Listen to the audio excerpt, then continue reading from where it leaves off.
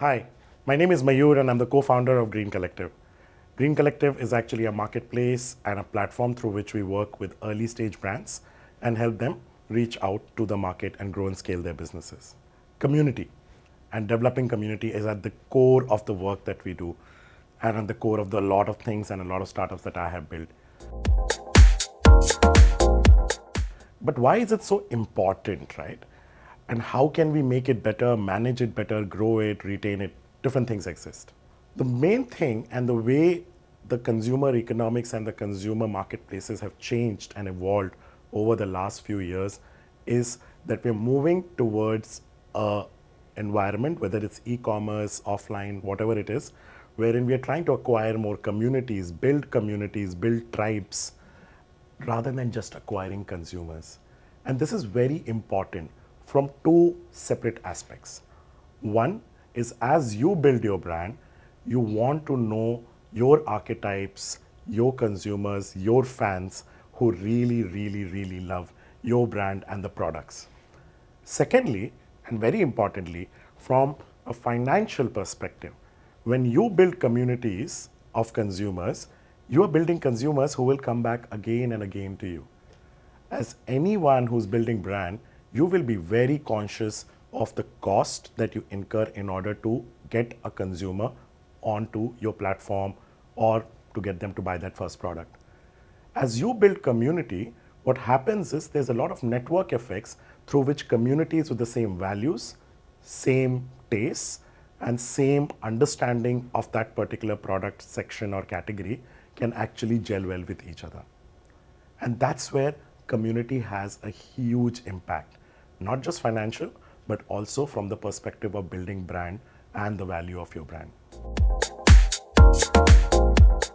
The aspect I really want to talk about is also using technology in order to enhance your community building, engagement, and retention.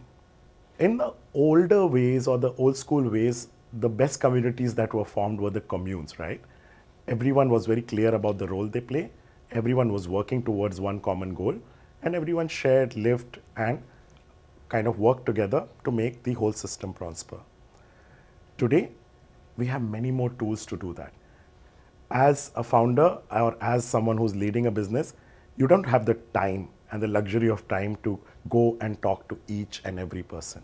And this is where a lot of technology tools come in. With Green Collective, that's something that we have done. When we initially built a community of around 13 to 14 brands, we could manage that on WhatsApp. But as we grew to 40, 70 and higher numbers, this became very tough to manage. And that is when we moved the whole community to Slack. Slack is a great messaging platform and a community management platform, in my opinion. Because not just can you actually reach out to large population of people, but you can also segment them and actually give them information that you need to provide to them, and that is actually valuable to them. In addition to this, you also get back-end analytics, understanding of who's engaged, who's not engaged, and then it becomes an engine through which community knows that you will talk to them, community knows what to look for, and when to look for these things and where to look for, because if I am a small brand and interested in doing pop-up events, there can be a channel which only talks about that. And Slack is not the only way, right? You have email newsletters, you have a whole plethora of different technology options that are there, which can be used for servicing and managing different kinds of community. The other thing, and that's something I have learned as an entrepreneur while working with communities and building communities, whether it is consumers, brands, both sides, is to be very wary of the fact that don't expect 100% engagement from each and everyone in the community, right? There is always a core to the community. Then there are supporters around them. And lastly, you have fringe people on the community. As you develop your community strategy and think of incorporating technology in order to manage it, it's very critical to think about these three segments and how will you manage it.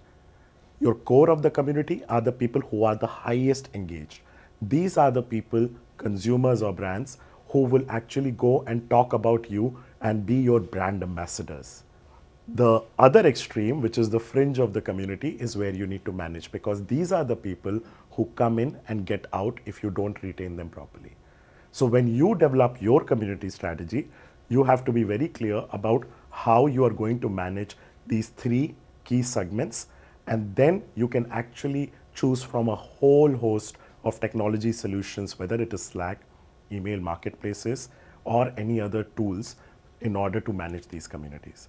So I hope you have a community driven strategy for your business so that your brand can thrive and grow while your business actually remains profitable as well. Thank you.